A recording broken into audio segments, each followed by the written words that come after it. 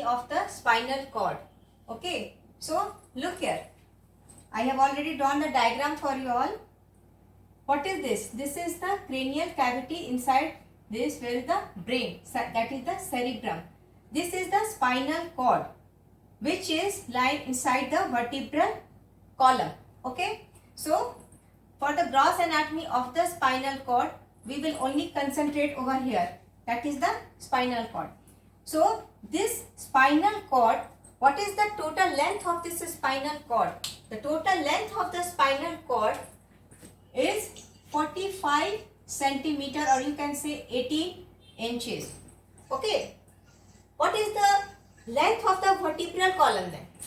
What is the length of this vertebral column, whole of the vertebral column? It is 20 centimeter more of the length of the spinal cord, that is the 65 centimeter. So look here, there is a difference of 20 centimeter in the length of the spinal cord as well as the vertebral column. What is the weight? Weight of the spinal cord, it is 30 grams. And look here, all of you see the diagram. This whole of the spinal cord, there is not the thickness, it is not uniform. Somewhere there is dilatation. This red color, do you see here? This red color, it is the cervical segment. This blue color, it is the thoracic segment. Here again the red segment, it is the lumbar segment. This is the green color, that is the sacral segment, and this one is the coccygeal segment. That means whole of the spinal cord, it is divided into the regional segments depending upon the area which the nerves, it is the spinal nerves are going to supply. Okay. Now, how many pairs of spinal nerves do you know? How many? How many pairs of the spinal nerves? Spinal nerves is what? Spinal nerves are the part of the peripheral nervous system. It's okay? So, spinal nerve, it is the part of the peripheral nervous system, and if it is the peripheral nervous system, it will composed of what? Both what? Sensory and motor. Okay, and this sensory and motor division, it might be somatic as well as the visceral. Okay, from the viscera as well as the body parts, the somas. So this spinal nerves, it is concerned with the both sensory as well as the motor functions of the somatic as well as the visceral component of our body. Now look here. These segments, the cervical, the thoracic, the lumbar, the sacral, the coccygeal, there are altogether 5 segments. And how many pair of spinal nerves are coming out from these segments of the spinal cord? Altogether there is the 31 pair. 31 pair of spinal nerves. The spinal nerves are 31 pair either side. So what is the number of the spinal nerves in each segments? If we will talk about the cervical segment of the spinal cord, what will be the number there? The number will be 8.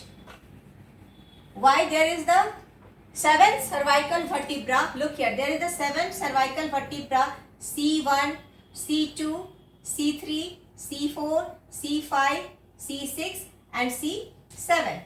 So the number of the cervical vertebra are 7. And what is the number of the spinal nerves here? The number of the spinal nerves, it is 8. Cervical segment gives 8 pair of spinal nerves. Okay, 8 pair of the spinal nerves will emerge from the cervical segment of the spinal cord. Now, look, the spinal nerves, it emerges from which part? This is the body of the vertebra, C1 vertebra. Okay, and the upper border coincides with your foramen magnum. It is the largest foramen in the base of the skull, from where the spinal cord is continued up to the L1 level, L1 vertebra. Okay, so this is the position of the spinal cord from the foramen magnum to the lumbar 1 in an adult.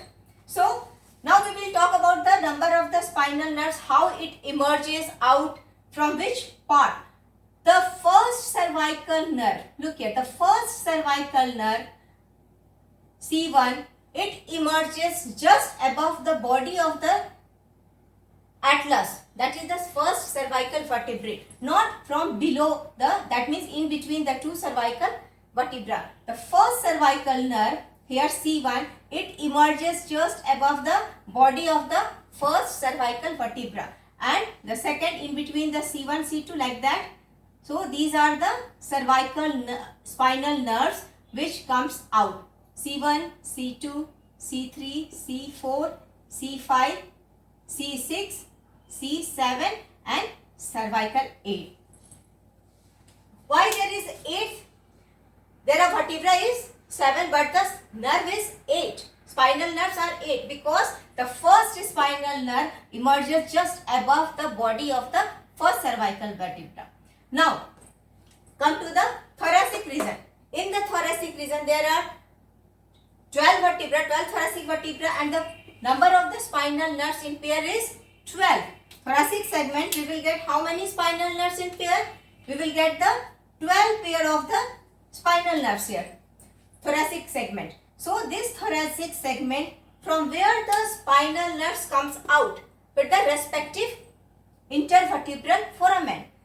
Look here, here is the thoracic 1 vertebrae and here is the thoracic 2nd. Okay, so thoracic 1 spinal nerve, that is the T1, from where it will come out? It will come out from the spinal cord in between the T1 and the T2 vertebra. So this is the thoracic 1. Like it is emerging like that in between the respective body of the thoracic vertebra. That means T2 will come out just below the body of the second. T3, the thoracic 3rd spinal nerve, will come just below the body of the 3rd vertebra, thoracic vertebra. It is like that. So from the lumbar segments, how many spinal nerves are there? There is the 5 pairs. In the lumbar segment, there are 5 pairs of the spinal nerves. So in the thoracic it is 12. In the lumbar segment it is 5. In the sacral segment again it is 5. And in the coccygeal region here it is what? It is 1. So all together how many spinal nerves we will get? That is the 31 pair. Okay. So all together here it is the 8. In the cervical spinal nerves, 12 pair of the thoracic spinal nerves, 5 is the lumbar, 5 is the sacral and 1 is the coccygeal. Okay, so it is like that. Now a very important point here, this point, the lower end of the spinal cord, it is tapered at its lower end, look here, which corresponds with the lower border of the L1. It lies just opposite to the interval between the L1 and L2 vertebra. Okay, and this conical part here, the tapering end of the spinal cord, it has got a specific name and that is known as what? Conus medullaris. Okay, this part, the tapering end of the spinal cord, it is known as what? Conus medullaris. Now what you see here, red color lines, what are these? These are the spinal nerves. These are the spinal nerves which are coming out from above downwards to exit from its respective intervertebral foramen. Okay, because the spinal cord has been terminated up to the L1 vertebra and here it is the coccyx, the last vertebra. So these length, so the coccygeal segment and the sacral segments, the spinal nerves, corresponding spinal nerves will have to come out by their oblique course. This is the oblique course of the spinal nerves which will come out through the respective intervertebral foramina. That's why just below the L1, L2 level you will see there is a bundle of spinal nerves just below the conus medullaris. Here, the conus medullaris, around it there is a bundle of nerve fibers, spinal nerves, which is leaving the canal and exit coming out through the respective intervertebral foramen. So these bundle, it is very bushy and it has got a specific name which is known as chorda equina. What it is known as? Here we have written chorda equina. Chorda means what? Tail, and equina means horn. Horn is this structure at the lower end due to the collection of the large bundles of the spinal nerves here just below the L1 level. So it is just looking like a tail of a horse. That's why it has got a name here which is known as chorda equina. So what you see, this lower end ends at the level of L1 and the upper end starts from the junction of the base of the skull and the atlas. That is this spinal cord, it is continued above in the form of what? Brain stem inside this cranial cavity. This is the cranial cavity where the brain is situated, and this is the what? This is what? This is the part of the brain stem. Brain stem. So the spinal cord, it is continued above inside the cranial cavity by the foramen magnum. And what are the components of the brainstem above downwards? The midbrain, the pons and the medulla oblongata. Okay. So we can say that the medulla oblongata below the foramen magnum, it is continued below as the spinal cord. Okay. That is clear? Yes or no? Anyone? It is clear? So now move to the next important features of the lower end of the spinal cord. Look at this diagram. Look at this diagram. What you see here? This is the foramen magnum, this part, and this is the lower end. That is this part. The lower end, which is known as the conus medullaris. Okay. Then what are these layers? The spinal cord, it is also covered by the meningeal lining from the inner to outside. What are those lining? First, here is the pia mater, then the arachnoid mater, and this green color, that is the dura mater. What is this? This green color, it is the dura mater. This blue color, this is what? This blue color, it is the lining of arachnoid mater, this one. Okay. And what is this? This is the spinal cord, and the pia mater, it is investing the spinal cord tightly. So it is, and what are these red color structures present here? Triangular projections like structure. Anyone? What is that? There are modification of the pia mater here in the spinal cord. The modification of pia mater, what is the first modification? Look here. This red color structure, which is known as what? Ligamentum denticulatum. This red color structure or the projection or the pattern, what is this? This is the part. This is the modification of which covering of the spinal cord, that is the pia mater. That means to fix the spinal cord inside the vertebral column, the pattern is like that. The pia mater which is tightly investing this spinal cord, it forms a projection which anchors itself on the inner surface of this dura mater. Clear? This red color structure, it is the triangular projections, tooth-like projections, which coming from the pia mater and getting attached to the inner surface of the dura mater, and the nomenclature is the ligamentum denticulatum. Okay, this modification of the pia mater here, it is known as the ligamentum denticulatum, and this is 21 pair. A very important point for the objective. Okay, objective ligamentum denticulatum. Ligamentum denticulatum. It is in 21 pairs. First pair of the ligamentum denticulatum, this tooth-like process, it is attached to the foramen magnum. Okay. the upper level of this process, and the lower level of this, it is attached just to the L1 vertebra where the conus medullaris is present. Okay, so this helps for the surgeons. Below that, they will find, if they see this structure there, this tooth-like process at this conus medullaris, they will find the level of L1 spinal nerves. From there, they can proceed below. Okay, so this is a very important landmark, this modification at the lower end of L1 spinal nerves. So it is like that. It will provide the surgeons to operate. Now another modification, this is the denticulatum, one of them. The next modification of the pyometer, it is starting from here, the lower end of what? Conus medullaris. What it is? Conus medullaris. And what is this? Coccyx, the last vertebra.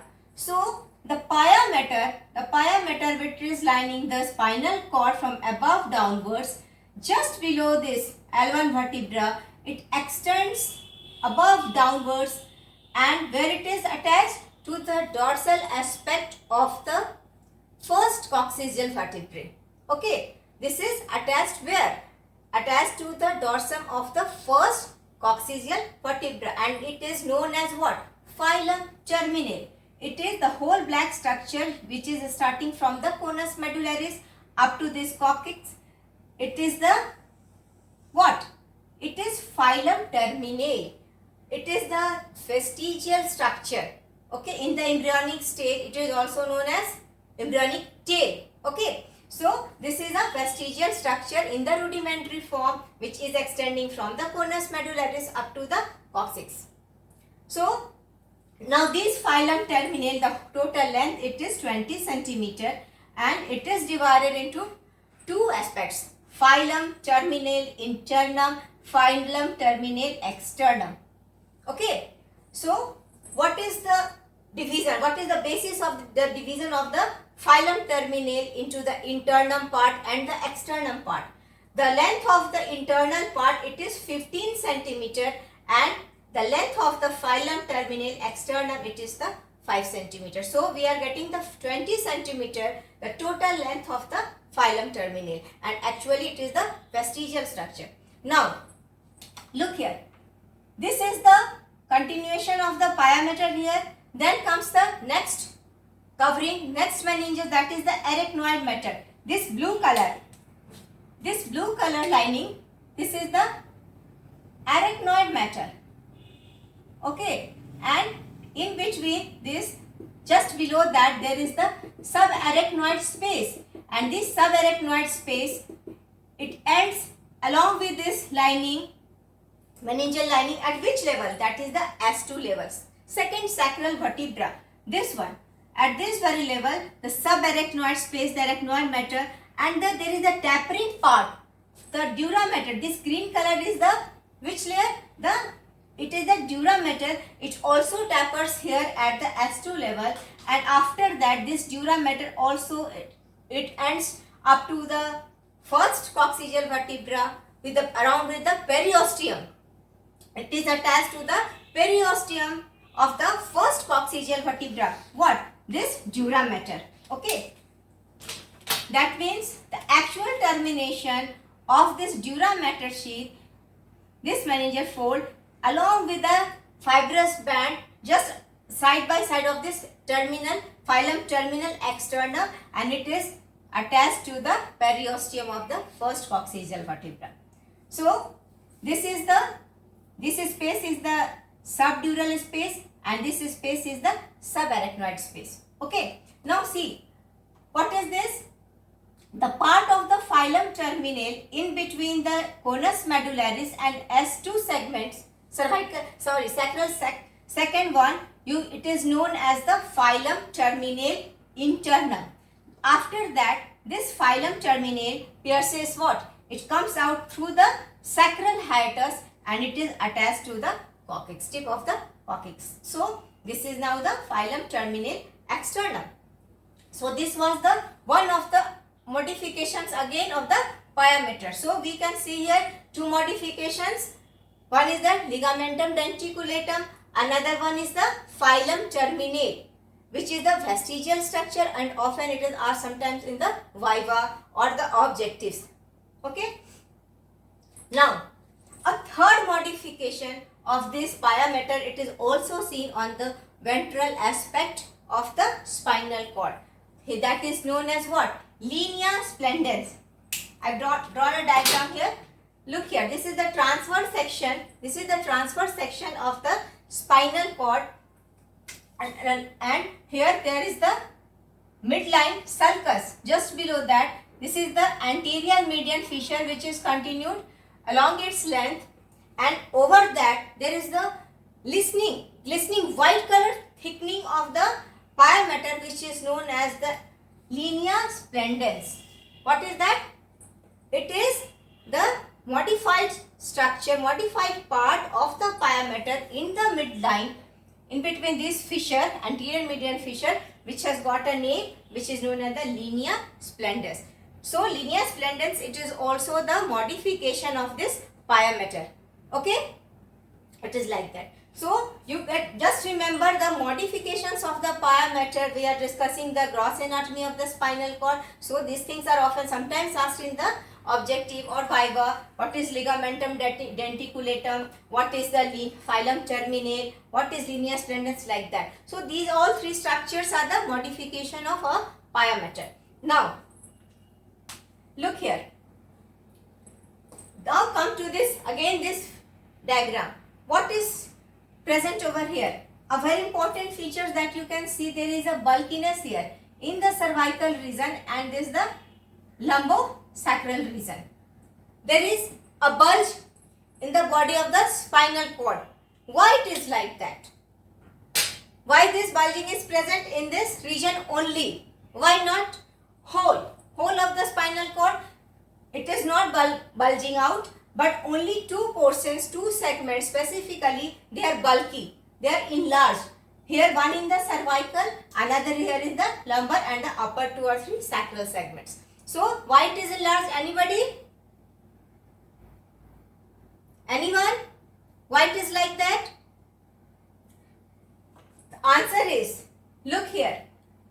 In the body, look, there are two limbs, upper limb and the lower limb.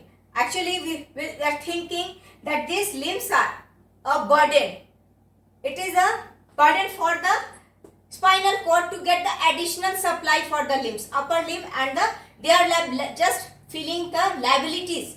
So that's why a plexus has been formed from the segments of the spinal cord, especially to supply the muscles of the upper limb as well as the lower limb. So what are the segments, what are the nerves which will be responsible, which will be forming the plexus for the upper limb? You must be knowing that is the brachial plexus, and the lower limb, it is the lumbosacral plexus. So due to the presence of these plexuses, due to the formation of these plexuses to supply the limbs, that's why there are the enlargement of the two segments, particular segments of the spinal cord, and that is known as the limb enlargement.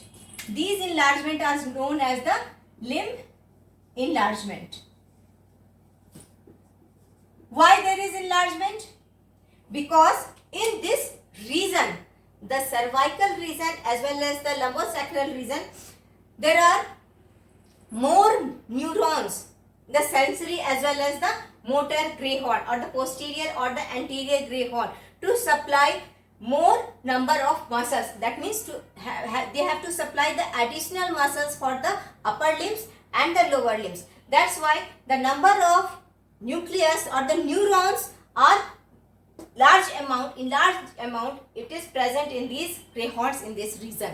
Okay, whether sensory neurons or the ventral motor neurons, they are supplying these limb muscles, upper limb and the lower limb. That's why there are two sites for enlargement. You can see the upper, that is the cervical enlargement here. This is the cervical enlargement, and there is the lumbosacral enlargement, or you can say the lumbar enlargement. Okay, now let me know what are the nerves what are the spinal nerves root value which will form the plexus? Because there are 31 pair of nerves. So which spinal nerves will form the brachial plexus, which will supply the upper limb, and which nerves will supply the lower limb after formation of plexus? The answer is the brachial plexus for the upper limb, and the nerves which are arising from the cervical segments. So what are the root values of those cervical nerves? From where it starts? C5 to T1. The spinal nerves, cervical 5, 6, 7, 8 and first thoracic. These 5 spinal nerves are engaged here in the formation of the brachial plexus. Before supplying these upper limb muscles, they will form a plexus and then it will be supplied by their respective branches. Now, lumbar enlargement. L2 to S3. L2 to S3 engaged in the formation of the lumbosacral plexus, which is known as the lumbosacral plexus, which supplies what? The muscles of the lower limb. So this was all about the segments of the spinal cord, where it terminates. Okay, what is the level of the termination of the spinal cord, at which vertebral level? That is very important. Why we are there is need of understanding why where the lower end of the spinal cord ends, because just the applied aspect of that.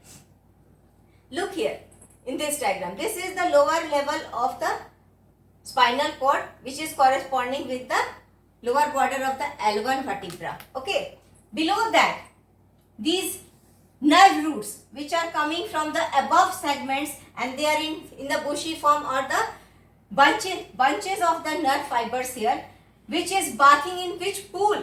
Look here, it is this space, it is filled up with cerebrospinal fluid, this CSF. Okay, the cerebrospinal fluid flows in the subarachnoid space. So this is the subarachnoid space, and these are the nerve fibers, and these nerve fibers are bathing where? In the pool of the CSF in the subarachnoid space. Now in the from the applied aspect of view, you see from the L1 to the S2 segment, there are the no spinal cord level, because the spinal cord has ended at the L1 vertebra. So from here to the S2 vertebra, there are only nerves, and there is the CSF fluid. So this is the side. Just below that, a needle can be inserted by the anesthetist to further anesthetize the nerves where to the supply for the lower limb. So there is no pain, there is no sensation of the pain is absent due to the anesthetic drugs which are given here, or under the spinal anesthesia. What do you mean by spinal anesthesia? When the needle is pricked in between these segments, there is no chances to damage this spinal cord. So the site of the insertion of needles just should be below that. So this is the site where you can insert the needle, and it is known as a lumbar puncture. What it is known as? This is the point for doing the lumbar puncture. Okay, so here you will do the lumbar puncture. What is the use of the lumbar puncture? It has got both the diagnostic and the therapeutic value. Here is the CSF. If you can take out the CSF, examine it, color, the cellular content, the amount of the protein and the sugar, what you can diagnose any disease. From the therapeutic point of view, you can inject any drug, okay, or you can do the anesthesia. You can give the spinal anesthesia here by giving the anesthetic drugs here. Today, the abdominal surgeries, suppose the cesarean section, it is done under the spinal anesthesia. So this was very important for you, knowing the part below the conus medullaris, how the nerve fibers are arranged. So nerve fibers are bounded by each side by this. It is bathed in the cerebrospinal fluid, and there is the arachnoid matter over there, which is ending up to the S2 level. So it is like that. So this was very important for you all. It is very important for the examination point of view, for the objectives. Okay, so this is the now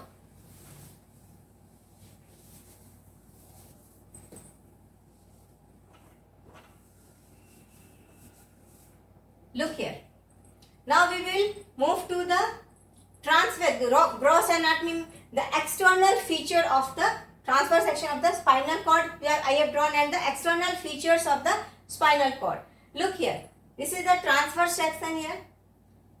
You see, this is the posterior-median septum. This is the posterior-median septum, and here it is the anterior median fissure.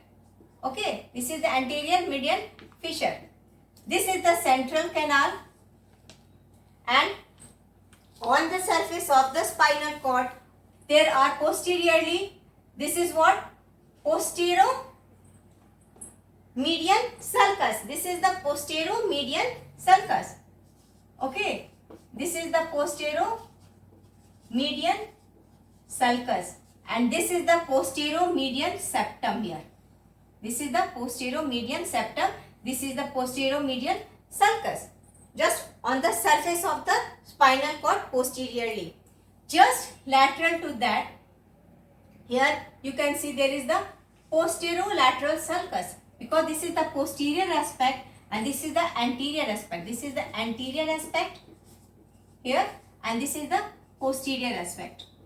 So a sulcus just lateral to that posterior median sulcus, it is the posterolateral sulcus. Okay. Now come to the anterior side. In the anterior side, this is the anterior median fissure. Okay. Just lateral to that, here this is the anterolateral sulcus. Anterolateral sulcus. Now why we are understanding this sulcus here? Posterolateral sulcus and the anterolateral sulcus. Why? Because the nerve. Here the nerves which comes out. Look here, this red one. The axons which are emerging from the motor gray horn or the anterior gray horn. Okay, from the motor neurons. This will pass through come out through the anterolateral sulcus. From the posterior side, through the posterolateral sulcus, the sensory fibers, the central process of this pseudo-unipolar cells, they will come through this, enter the dorsal gray column, dorsal horn via this posterolateral sulcus. Okay.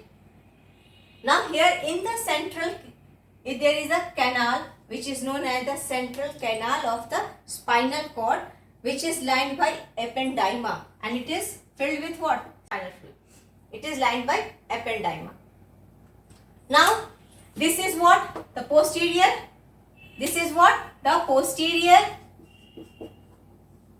gray column, or you can say horn. This is the posterior gray horn. This is the anterior gray horn, and this is the lateral. This is the lateral gray horn. Okay. So look here, the H-shaped pattern of the gray matter which is present in the center of the transverse section of the spinal cord. So there are this gray matter, it is divided into three areas. Posteriorly, it is known as the posterior gray column, which we have already discussed in the previous class, that is the sensory column, or the sensory information will be given to the posterior gray column. Okay. This is the anterior gray column. This anterior gray column, it is the motor column. The sensory fiber, the impulses are from the sensory, is given to the motor, and the motor neurons, they give the axons, and that the root which is formed is known as the motor root of the spinal nerve. Okay. So, and this is the lateral gray horn. The sensory and the motor gray horn, these are present in the entire length, total length of the spinal cord. But what about that? this lateral gray horn. A very important point here to be understand why this lateral gray horn, why it is not present in the total length of the spinal cord. Then where it is present? Where it is present? Anyone? This lateral gray horn, where it is present? In which area? This lateral gray horn, it is present in the thoracic region, whole of the thoracic region, thoracic, and the sacral region, also in the sacral region, sacral segment, from the S2 to S2, S3, S4. Okay, so this is the sacral segment and the thoracic segment T1 to the L2. So this thoracic segment and the sacral segment, there are presence of this lateral gray horn. Why this lateral gray horn? It is present only in the thoracic as well as the sacral. Why it is like that? Anyone? Any one of you? Why the thoracic segment and the sacral segments, there are the presence of the lateral gray horn, and it is not present to the other segments of the spinal cord. A very important point that we have to understand here. This segment, this horn, basically lateral gray horn, it is concerned with the autonomic system, autonomic nervous system, ANS, sympathetic, autonomic nervous system, sympathetic and the parasympathetic. Okay, sympathetic and the parasympathetic.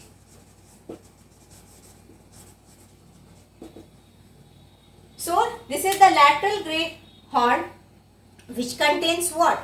The neurons. If this is present, suppose this is the thoracic vertebra. If it is the thoracic vertebra, I have said that if it is straightened. Why it is present in this thoracic segment? For what? The sympathetic outflow. It is the thoracic. From the thoracic segment, the sympathetic outflow it is given of the autonomic sympathetic outflow. That is the preganglionic. Suppose the axons which should be coming from these neurons which are present in the lateral gray horn, the axons which comes out from the thoracic region, it will join with this ventral root, which is known as what? Preganglionic fiber. Preganglionic, which fiber? Sympathetic or parasympathetic? It will be the sympathetic fibers, because the thoracic segment, it is supposed to be the sympathetic supply, not the parasympathetic. So the thoracic segment, the axons which are coming out, it is the preganglionic sympathetic fibers. The preganglionic sympathetic fibers which will terminate in the ganglia here. It will relay in a ganglia. Which ganglia? The sympathetic chain of the ganglia. We have already discussed in the previous class. And the postganglionic fibers which originates from this ganglia, sympathetic chain, that will go and supply the muscle, the effector organ, okay, or viscera. Okay, so this lateral gray horn column, the neurons which are present in the thoracic segment, they will give out the sympathetic outflow, that is the preganglionic fibers to the sympathetic chain here, and from that chain the postganglionic fiber arises and supply the organ. Whether it is supplying the skeletal muscle or the smooth muscle or the cardiac muscle or the glands. Other than the skeletal muscle, if you will discuss this somatic and visceral, the somatic motor neurons, look here, the somatic motor neurons will be present in the anterior gray column, okay, but the visceral motor neuron, for the visceras, the sympathetic or the parasympathetic command, what impulses, motor impulses have to be sent. It will be sent from the motor neurons, which are present in the lateral gray horn. So the muscles which will be supplied by this autonomic nervous system will be the smooth muscle, the cardiac muscle, as well as the glands also, because glands also need the secretomotor fiber to secrete the secretion. That why the glands are also under the control of this neurons which are present here in the lateral gray horn. Okay, it is like that. Now,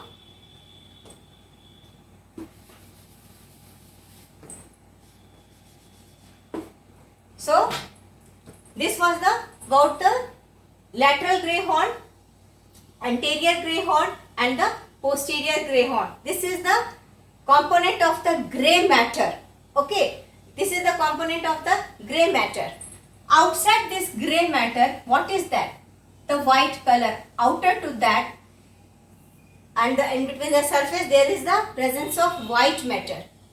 We have discussed here the anterior gray horn, the posterior gray horn and the lateral gray horn. These gray horns means they are containing the neurons, bundle of neurons, cells here, and the collection of neurons inside the central nervous system, it is known as nucleus, and if it is present outside the central nervous system, it will be known as the ganglia. So we will discuss in detail about the sensory neurons, what are the motor neurons, what are the motor neurons, visceral motor neurons which is present here. Okay, the nucleus, which nucleus is responsible, which nucleus is present in these areas. Right now we will discuss first the white matter of the spinal cord. White matter, it is divided into the compartments, funiculus, compartments, where it is present, this white matter. Look here. The white matter of the spinal cord, it is three areas of the white matter. Posterior, funiculus,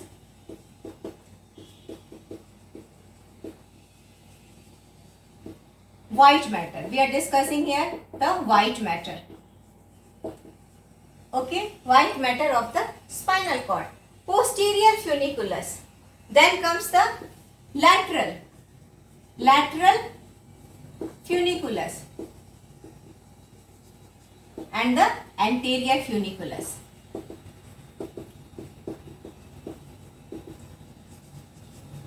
Okay. So, where is the posterior funiculus? Funiculus means the area posteriorly. This is the site of the posterior funiculus. Here, this is the posterior funiculus. Okay.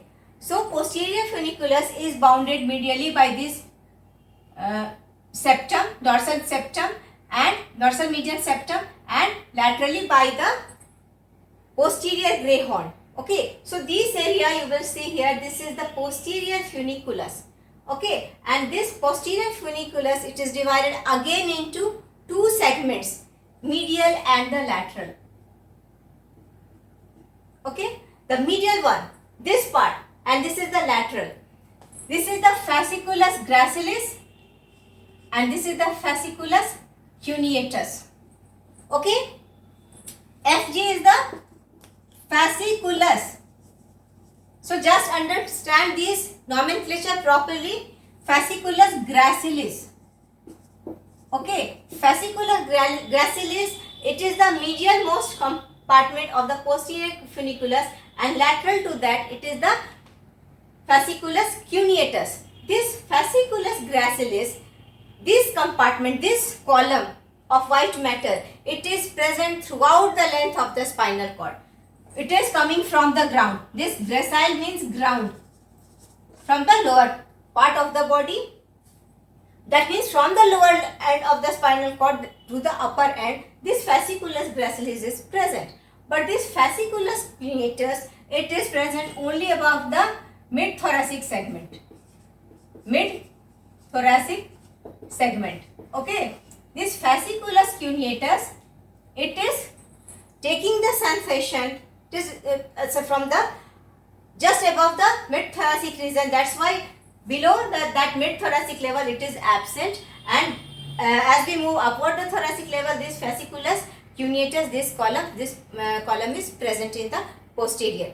Okay, and because this is fasciculus gracilis means ground, so from the very lower part the sensation is going up. That's why the two parts here, fasciculus gracilis and the fasciculus cuneatus, very important. G will be on the medial side towards the dorsal median septum, and cuneatus will be facing laterally. So this was the posterior white column or the posterior funiculus of the spinal cord. Now in this posterior compartment or the posterior compartment funiculus, what are these structures present here? Tracts. In this white column, why it is white? Because the axons which are coming from the neurons, okay, whether it is the sensory neuron, whether it is the motor neuron, or this one somatic motor neuron or the visceral motor neuron. So any neurons which is giving axon will come out. This white matter, it will form what? The ascending tracts or the descending tracts, the cortico-nuclear fibers, the corticospinal fibers, or the tracts, cortex to the spinal cord. That means that there is ascending fibers also and the descending fibers also. So this white matter, it is divided in components, through which component only the ascending tracts will go up. That is the posterior funiculus, only one-way traffic. That means there is only sensation which is going from the body to the above higher center through the posterior compartment. Okay, just like fine touch, two-point discrimination, tactile, all are the sensation which are going from the posterior funiculus. Okay, that means the ascending tracts are only present in the posterior. That means fibers, axons are only going above. Okay. Now the anterior funiculus. Anterior funiculus, it is present here. Medially it is bounded by this anterior median fissure and laterally by this anterolateral sulcus. What is this? This is the anterolateral sulcus. So this part which is ventral to this anterior grey horn, whole of this, it is known as the anterior funiculus. Okay. So through this anterior funiculus, there are cross fibers, the anterior lateral spinal thalamic tract here, and the descending tracts, corticospinal tracts. Both the tracts, ascending tracts as well as the descending tracts, move through this anterior funiculus. That means two-way traffic. Ascending fibers also as well as the descending fibers, or ascending tracts as well as the descending tracts will be present here in the anterior funiculus. Now the lateral funiculus, here also both the ascending as well as the descending tracts are present. So this was the white matter. The white matter where it is present in the cut section of the spinal cord. You have seen just outer area of this S-shaped grey matter and the boundary of the spinal cord. This is the area of the white matter.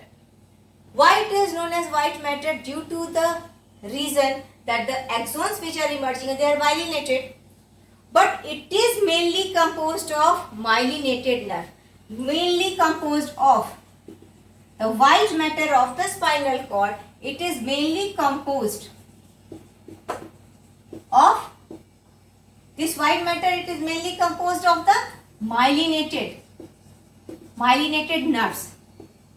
That means unmyelinated nerves will be also present here in the white matter. That's why there is known as the mainly composed of the myelinated nerve, but also non-myelinated sometimes. Now what are the nerves which are non-myelinated and are present here in the white matter? Anyone? Anyone? Why? The white matter of the spinal cord, it is composed of mainly of the myelinated nerves due to the presence of the myelination here in these axons, and there are some axons which are non-myelinated. Now tell me, what are the axons which are non-myelinated? Which type of sensation? Pain sensation. The fibers of the pain sensation, type C fibers. Type C fibers. Type C fibers which carries the pain sensation, they are non-myelinated. So that's why it is known as the white matter. It is mainly composed of the myelinated axons, but there are presence of also non-myelinated axons also, which will carry the pain sensation. Okay. Now this was the arrangement of the white matter here. This is the posterior funiculus, this is the lateral funiculus, and this is the anterior funiculus. Okay. Now come to the grey matter here.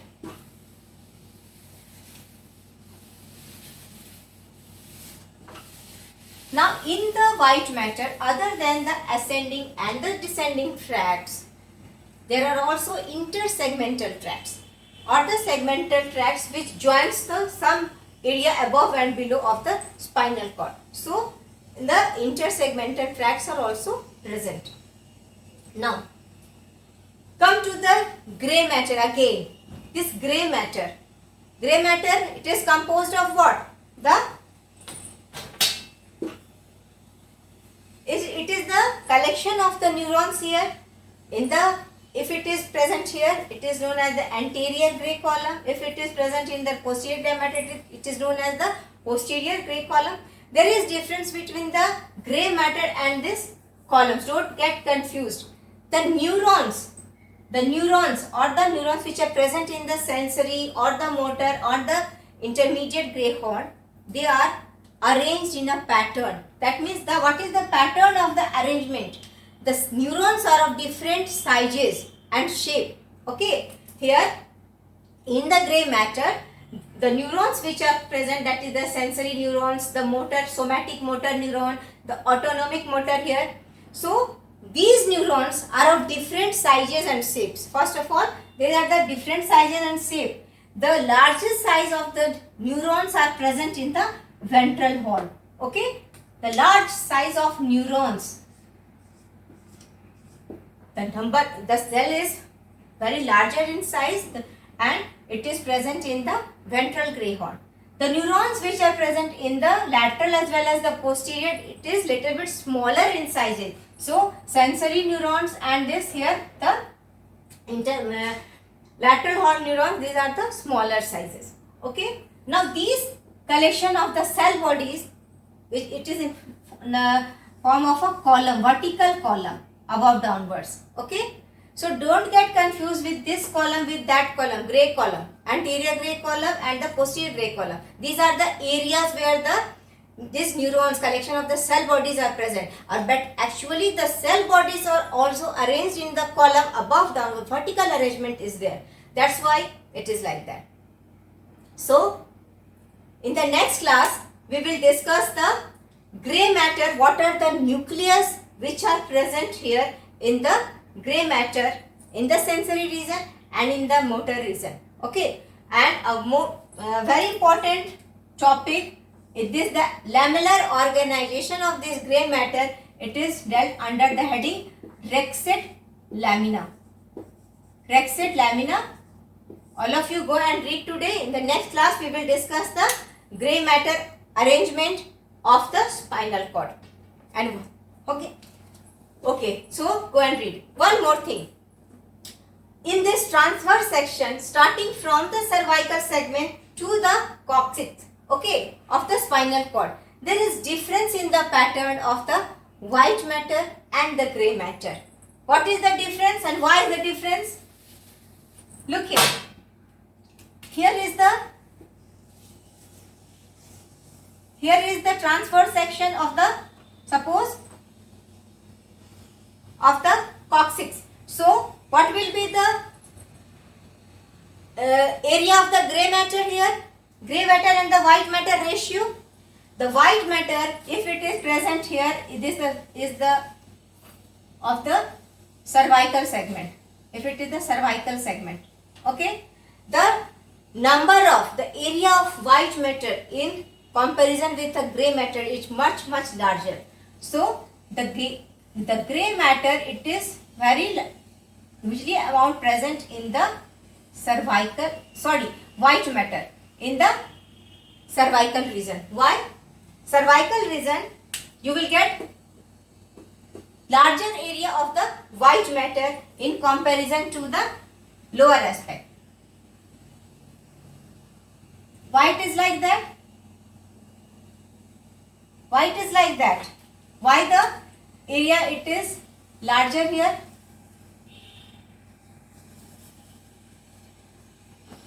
Why? This is the cervical segment, transverse section.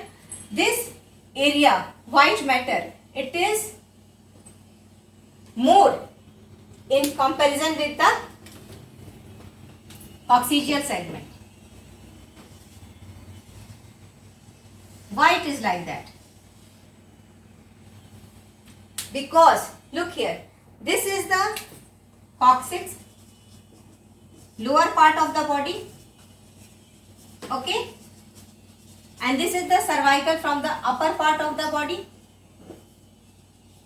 okay.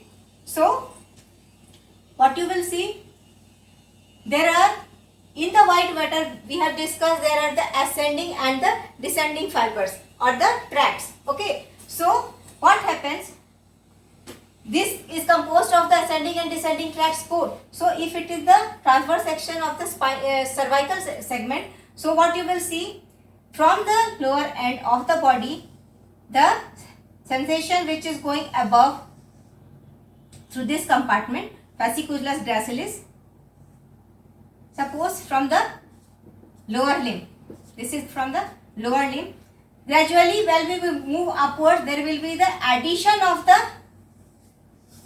tracts from medial to lateral, and it will move upward.